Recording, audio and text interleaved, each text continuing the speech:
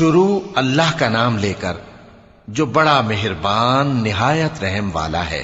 ان فرشتوں کی قسم جو ڈوب کر کافروں کی جان کھینچ لیتے ہیں، اور ان کی جو مومنوں کی جان آسانی سے نکالتے ہیں، اور ان کی جو تیرتے ہوئے جاتے ہیں پھر لپک کر آگے بڑھتے ہیں، پھر دنیا کے کاموں کا انتظام کرتے ہیں کہ وہ دن آ کر رہے گا جس دن وہ زلزلہ آئے گا، پھر اس کے پیچھے اور زلزلہ آئے گا۔ اس دن لوگوں کے دل خوف زدہ ہوں گے اور آنکھیں جھکی ہوئی۔ کافر کہتے ہیں کیا ہم الٹے پاؤں پھر لوٹیں گے؟ بھلا جب ہم کھوکھلی ہڈیاں ہو جائیں گے تو پھر زندہ کیے جائیں گے؟ کہتے ہیں کہ یہ لوٹنا تو سراسر نقصان کا لوٹنا ہوگا۔ تو بس وہ ایک ڈانٹ ہوگی، اس وقت وہ سب میدان حشر میں آ جمع ہوں گے۔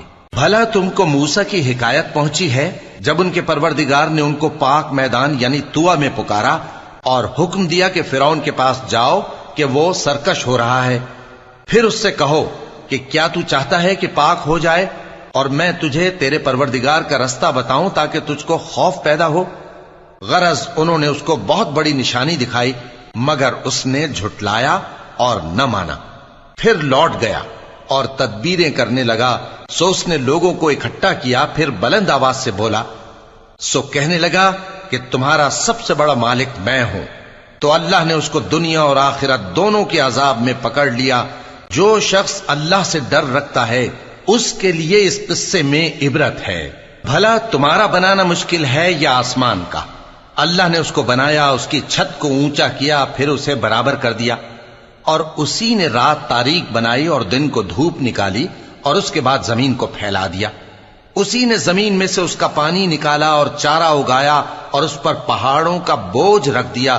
یہ سب کچھ تمہارے اور تمہارے مویشیوں کے فائدے کے لیے کیا۔ پھر جب وہ بہت بڑی آفت آئے گی اس دن انسان جو محنت وہ کرتا رہا یاد کرے گا، اور دوزخ دیکھنے والے کے سامنے لا کر رکھ دی جائے گی۔ اب جس نے سرکشی کی اور دنیا کی زندگی کو مقدم رکھا تو اس کا ٹھکانہ دوزخ ہی ہے۔ اور جو اپنے پروردگار کے سامنے کھڑے ہونے سے ڈرتا اور نفس کو بیجا خواہشوں سے روکتا رہا تو اس کا ٹھکانہ بہشت ہی ہے۔ اے پیغمبر صلی اللہ علیہ وآلہ وسلم، لوگ تم سے قیامت کے بارے میں پوچھتے ہیں کہ اس کی آمد کب ہے، سو تم اس کے ذکر کی طرف سے کس فکر میں ہو؟ اس کا منتہا یعنی واقع ہونے کا وقت تمہارے پروردگار ہی کو معلوم ہے۔ جو شخص اس سے ڈر رکھتا ہے تم تو اسی کو ڈر سنانے والے ہو۔ جب وہ اس کو دیکھیں گے تو ایسا خیال کریں گے کہ گویا دنیا میں صرف ایک شام یا ایک صبح رہے۔